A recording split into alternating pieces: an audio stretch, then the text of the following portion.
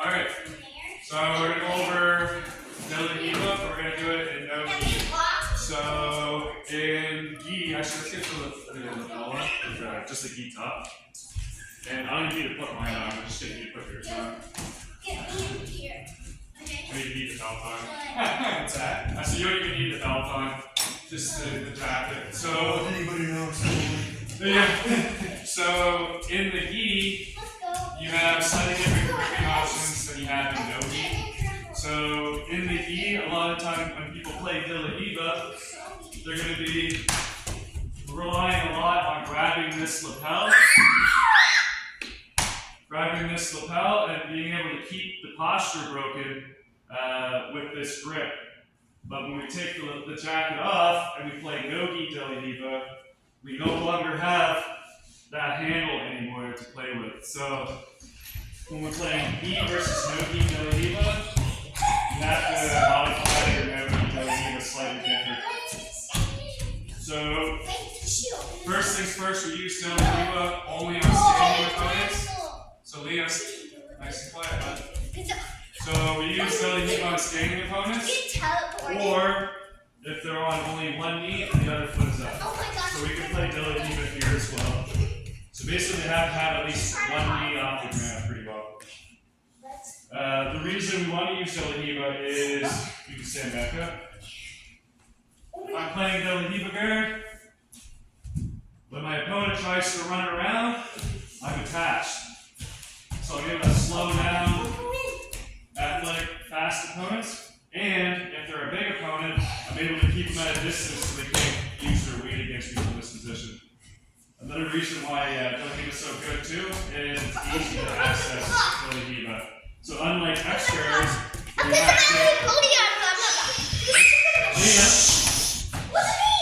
So unlike X guard, where we have to be completely underneath of our partner, this type of position is very good to sweep, but it's a lot harder to just grab the position.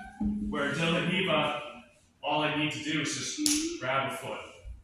And then I can start playing some version of Delta Riva. So that's one reason why Delta Riva is really versatile. Are we handsome? Yeah. Yeah. Alright, so we talked a little bit about the grips that you can use in gi. But now we're going to talk about the actual grips that we're going to be using in no-gi. So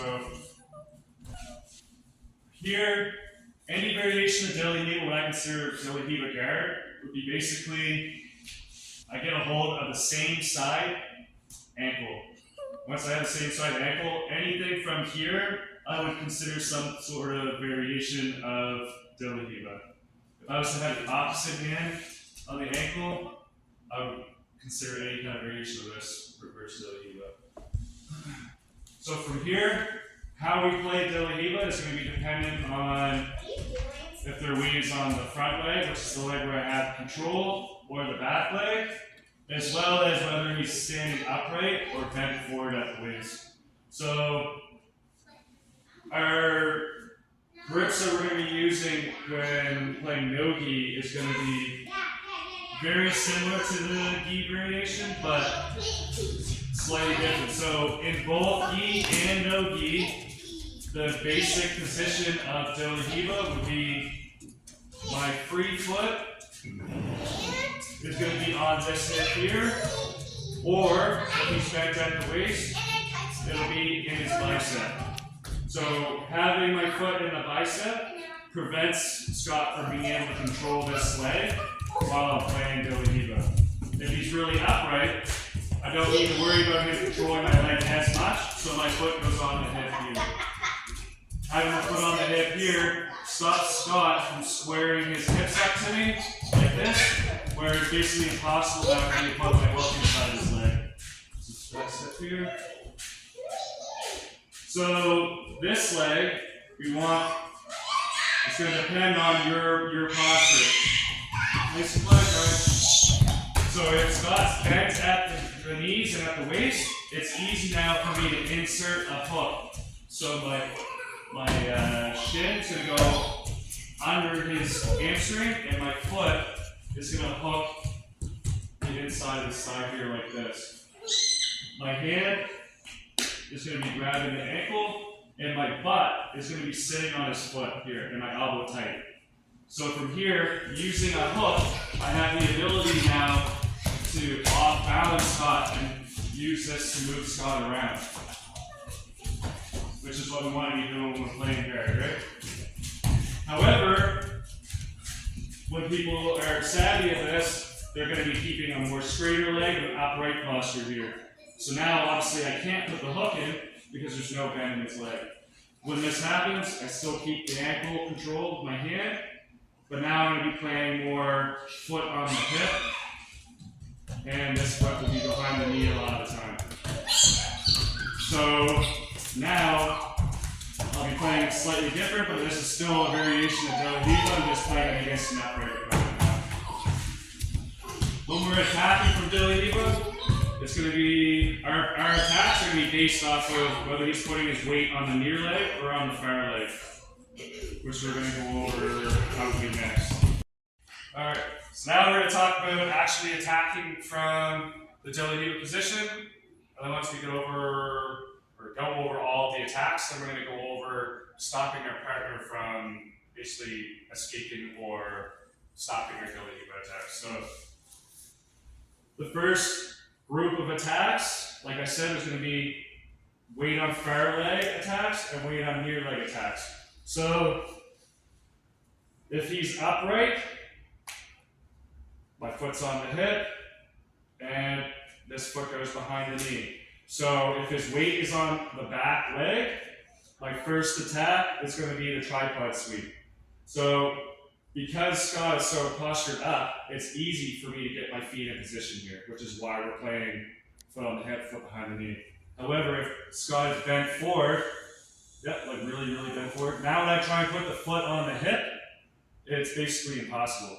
That's why we would switch back to using the hook, right? Just like when he's really upright and straight legs, I can't use the hook, but it's really easy for me to flip my feet on the hip and behind the knee. So that's kind of, if you don't know what to do, what can you do? So, like I said, the first attack is going to be the tripod sweep. So my foot goes on the same side hip as the foot that I'm controlling with my hand, and this foot is going to be going behind the knee or the ankle. So you get more horsepower in the sweep the further down your leg is, or your foot is on their leg. However, it's easier and more slippage the further down I go here. So he has an easier time stepping off of the hook when it's down here. When I'm in the knee, I have better control. It's a lot harder now for Scott to just step off this hook. So it's a little bit weaker than if I was to hook behind his ankle, because it's not all the way down the end of the leader. So the sweep here is going to be, I'm going to push all of his weight off of the lead leg, which already isn't going to be very light because I'm going for this attack because his weight's on the back leg. And when I do, I'm hooking behind the knee. So before I even sweep, just stay strong. Before I sweep, I'm lifting the ankle off of the ground. So now Scott's on one leg here. I don't hold the foot out here like this because that's a really weak grip. You can just kick off and it's gone. When I'm lifting, I'm gluing his foot to my butt here, and my elbow comes in tight, so my forearm is over the toes now. So now when he tries to kick out, he goes into my forearm instead of between my arm and body. And now from here, he wants to be able to step back to stop me from sweeping him with his left leg, but he can't because my foot is hooking behind that knee. And we just push, pull, and lift the ankle. Control the ankle on the sweep and come up. If I don't control the ankle, he's going to get up before me. So one more time. We're here, he's upright, so I put foot on the hip, foot behind the knee, push the weight off the leg, and I glue my elbow to my side. Push, pull. As he's going down, I'm coming up. Plant my feet, bring my legs under, and I complete the sweep.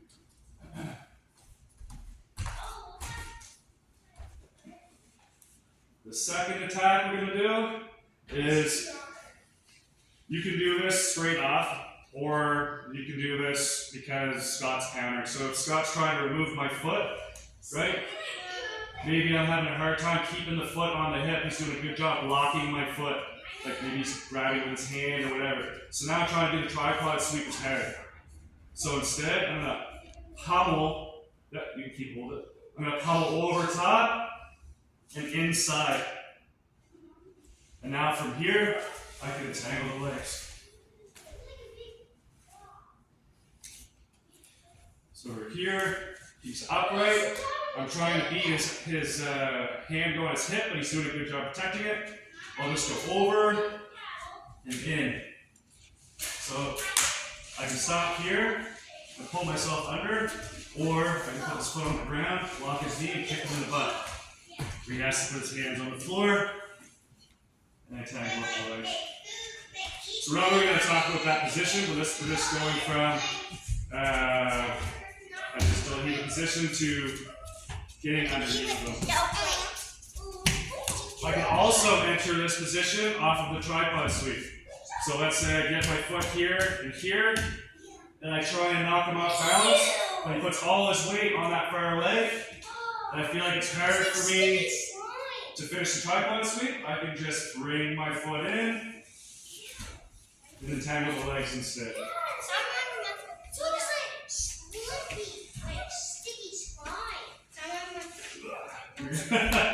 Alright. Our next attack is going to be going for baby bolo. So his weight is still on the back leg. When he's upright like this, it's a lot harder for him to put the weight on the front leg. Usually it's going to be on the back, right? For him to put weight on his front leg, he's usually going to bend over and put his head over that leg to put the weight on it, right? So he's going to take his weight off that leg, because that's what we're doing now, is the upright attacks. So instead of me trying to use the tripod or coming inside, maybe Scott is like turning his, yeah. So now he's more facing this way. So when I'm trying to go inside now, the angle is hard, and it's hard for me to tripod sweep. So we need to have multiple directions of attack here. So instead of trying to go underneath them, I'm going to go behind him instead. So I'm going to remove my foot that's behind the hip and place it on his far hip. So now when Scott tries to circle in this direction, it's going to be hard. I didn't have your ankle, I wasn't ready for you to move. Now from here, I'm going to remove this foot, and I'm going to insert it in front of his far hip, replacing this foot. And now when Scott tries to move in this direction, I have a crowbar between his legs. Now I'll sit up and I'll grab him in the hip here.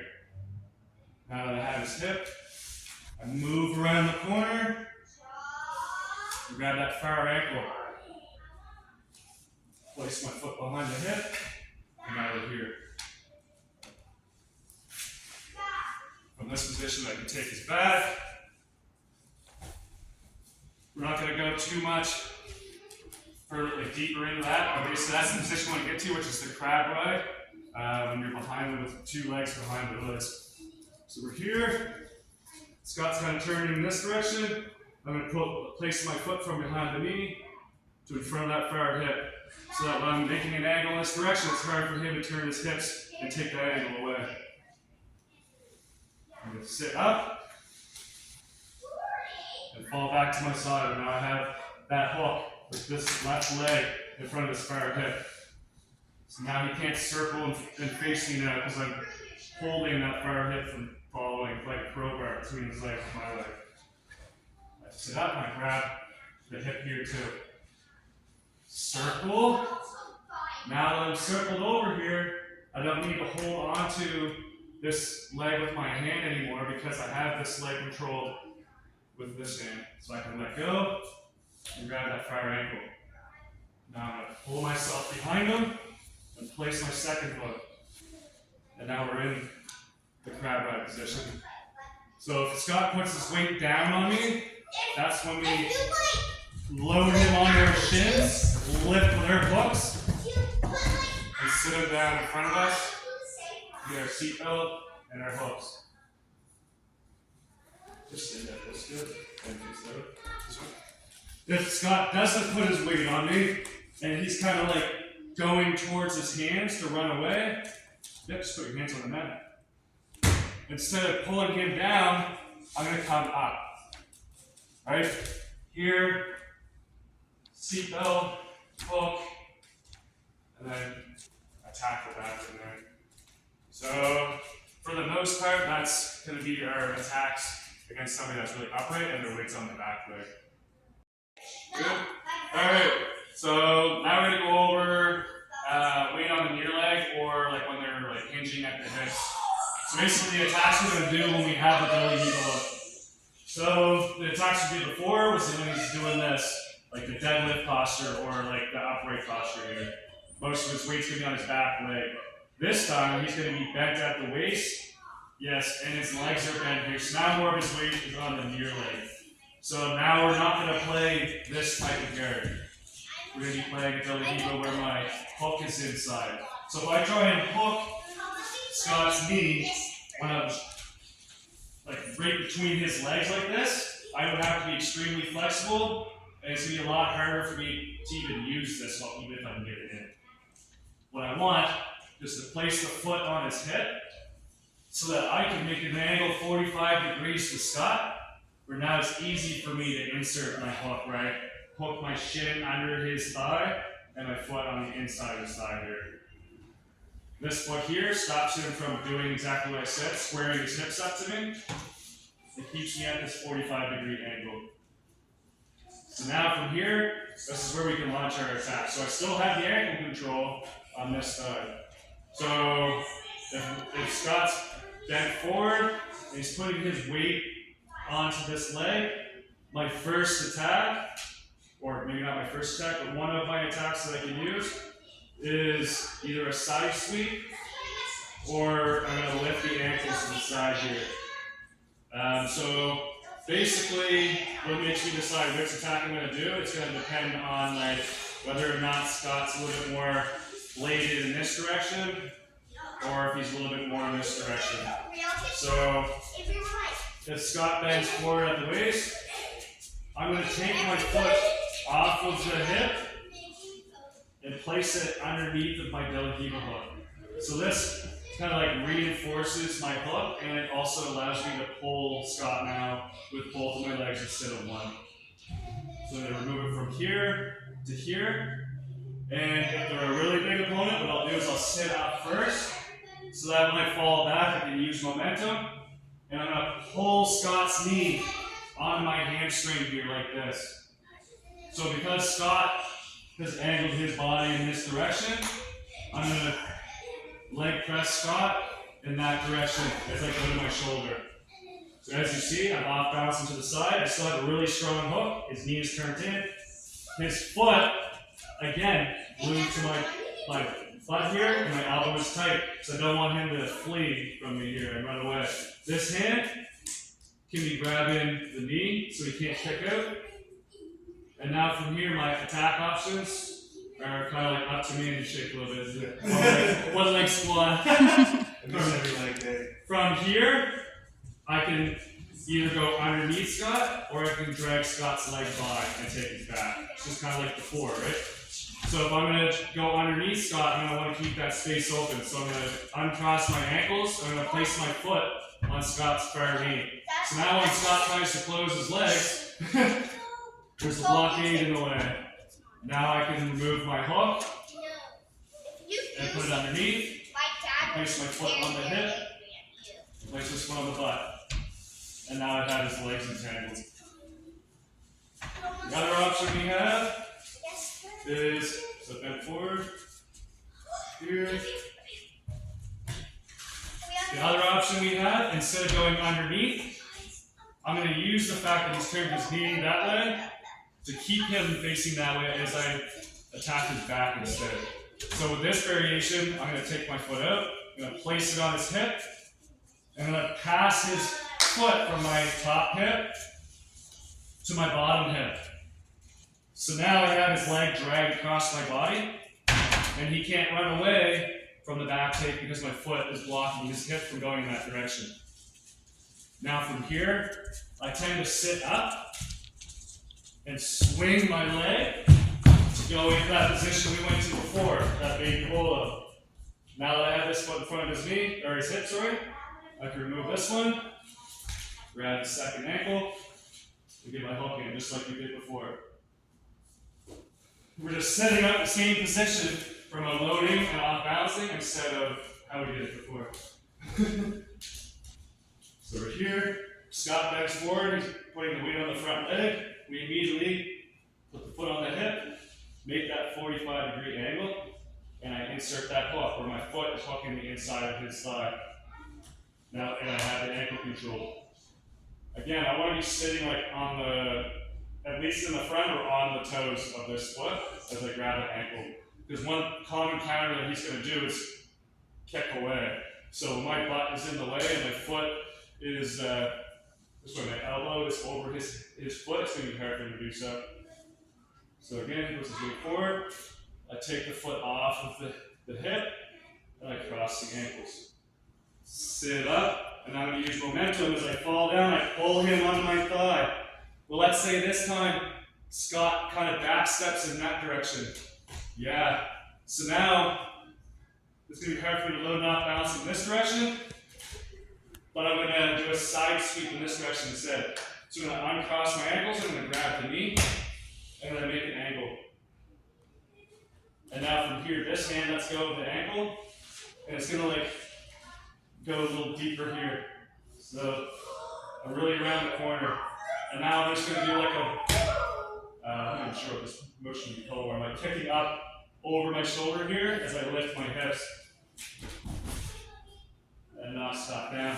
Once Scott's knocked down, I can get on top. So here, Scott bends down.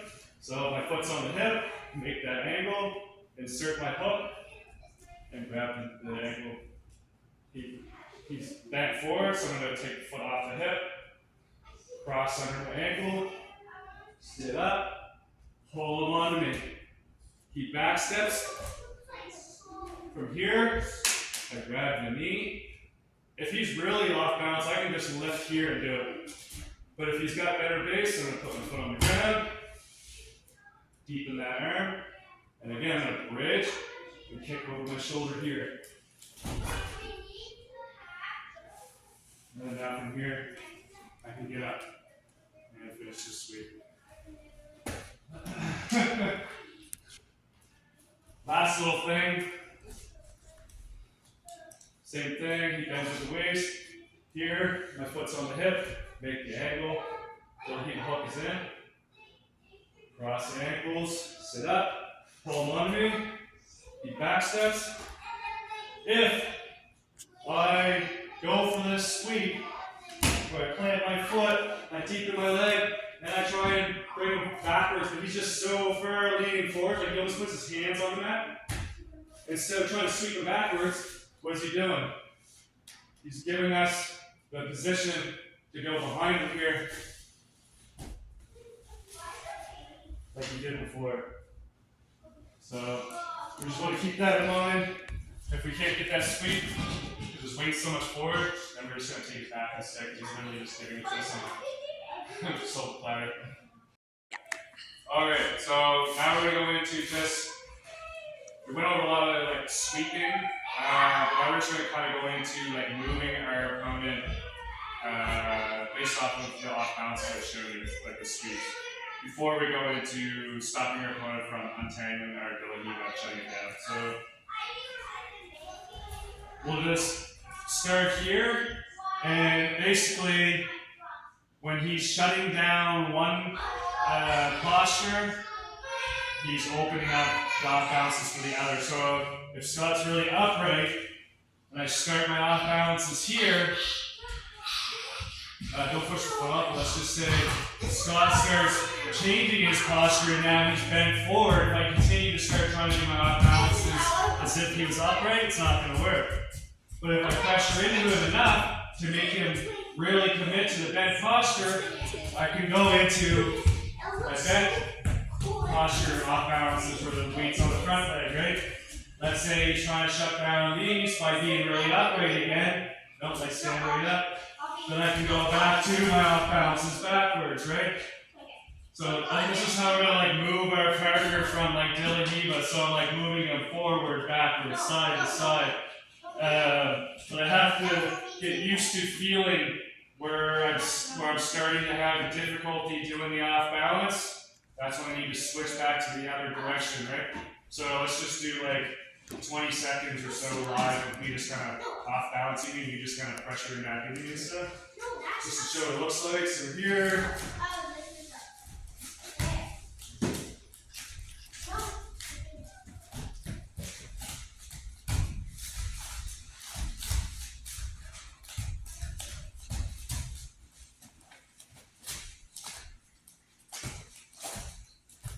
So as you can see, I can just kind of keep Scott off balance all the time. So just going back and forth as he's shutting down one, I start moving my off balance in a different direction, right? And it's really annoying to be the top person. So that's kind of like how we move our partner around from the open guard, like in De La Riva. So now we have an idea like how to attack our partner. Now we need to be able to like actually keep the position. So our partner on top is not just chill there. Especially if you're good. They're not just going to allow you to get your grips and attack. So, when all of our countering to their removing our grips is mostly solely going to be based off of our off balances that we did. When they're doing their grip breaking, are they putting the weight on the front leg or the back leg? Are they bent forward or the upright? So, one of the counters to removing the De La Riva hook is he's just going to put all his weight on the back leg and straighten this leg. Yes. And then my foot cannot stay in there because I can't hook his leg while it's straight. Right? So just go back. So if he's taking his weight off of this leg to straighten it, that means the weight is on his back leg. So we're going to just switch our off balances in the back direction. Right? If he corrects it, he brings his weight back down, and we can put our hook back in. Right? So his goal was to remove my hook, which is fine. I use my back leg off balances, and when he puts his weight forward, I just put my hook back in. So him doing that does not help him gain any ground and escaping my position. The other thing Scott might do is he's going to place his thumb inside my shin, and he's just going to push it down.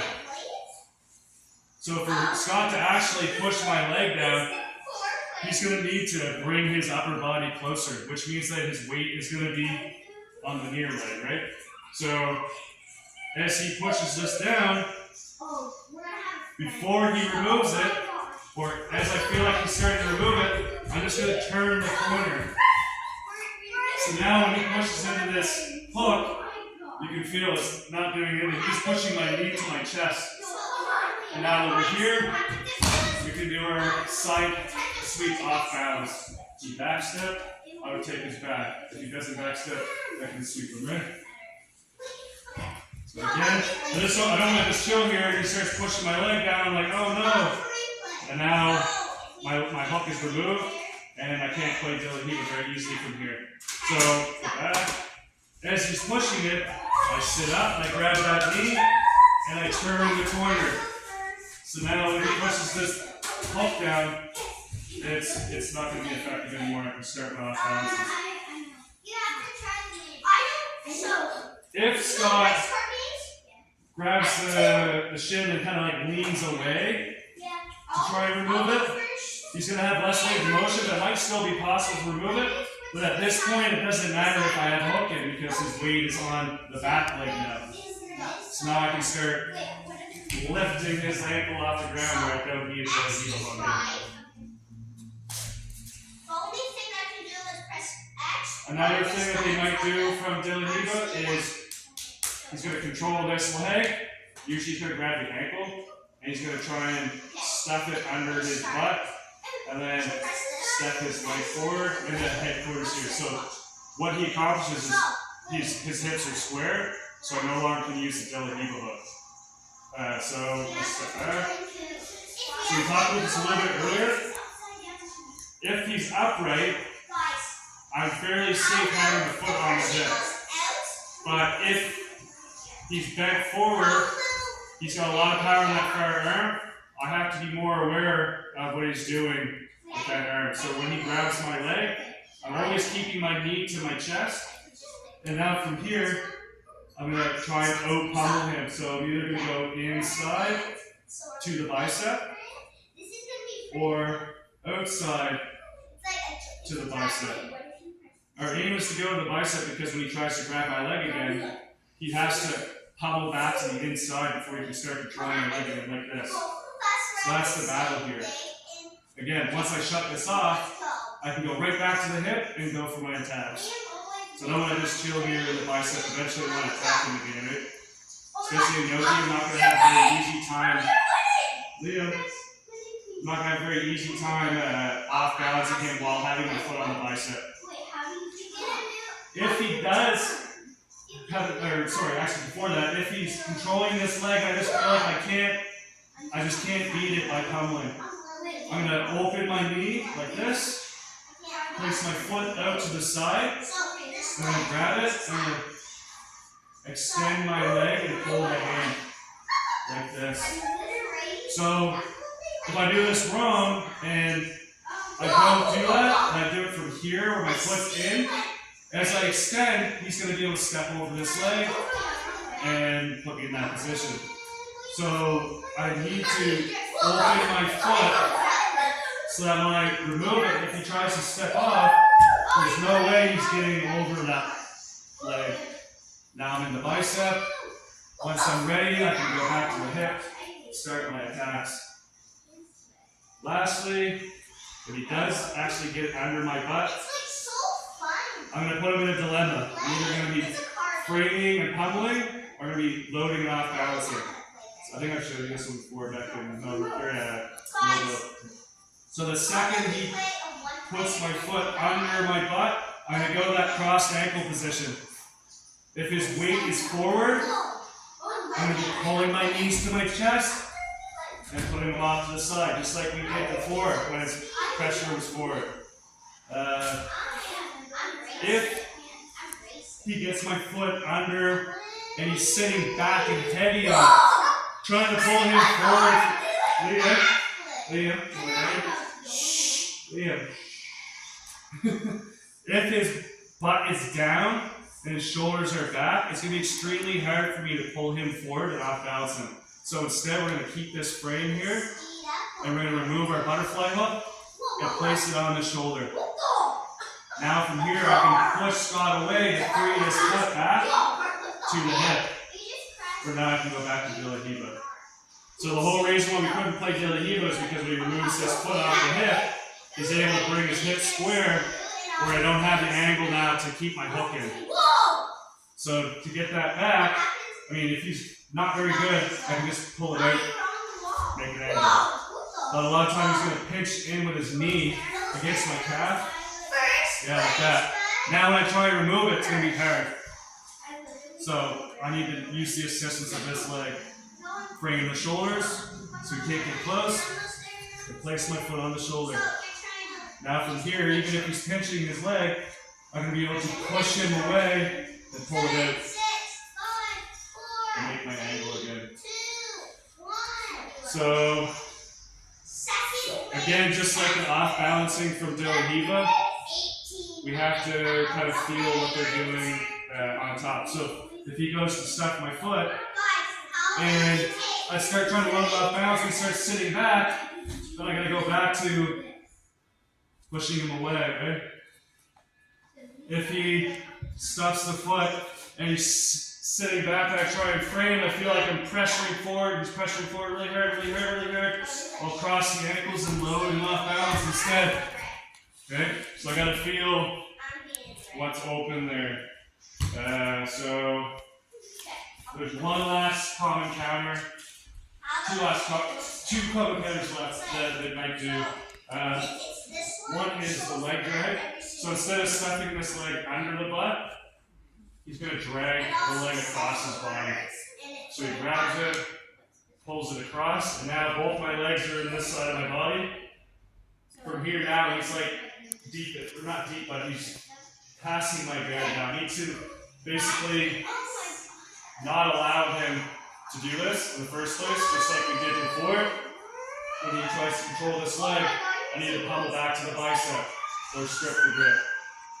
Let's say he beats us and gets it across. I'm no longer playing Dilly Diva here. I'm in grab retention mode now. So now I'm going to let go of the ankle and I'm going to high leg my foot onto his body. Now I can remove my foot, place both feet on the hip, and now I can go right back into attacking Dilly Diva. This ankle's not close. So again, he pulls it across. Immediately, letting go of Dilly Diva. I'm like lifting my butt up him and placing my foot on it.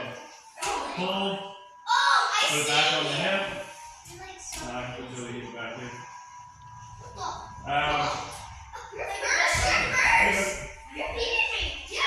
If he's a little bit deeper in this pass, and he pulls it across, and I feel like in here I can't push him away enough, because maybe he's circling a little bit, I'm going to go upside down and spin all the way through.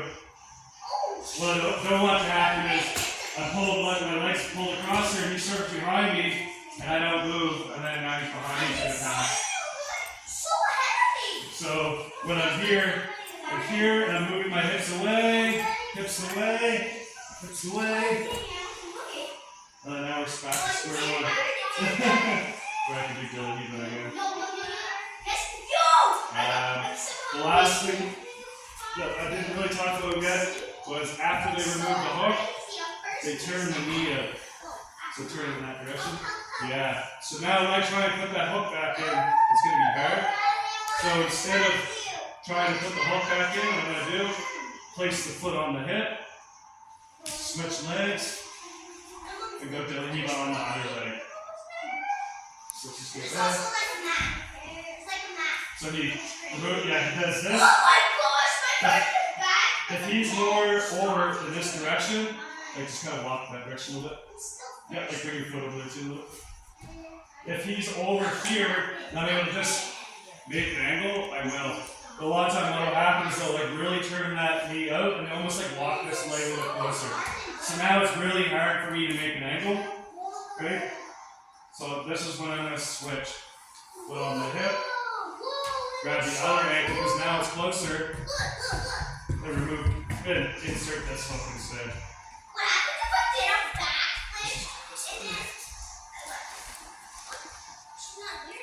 If he does this, and I feel like I can't reach this leg, then I'll just go to the inside of his legs.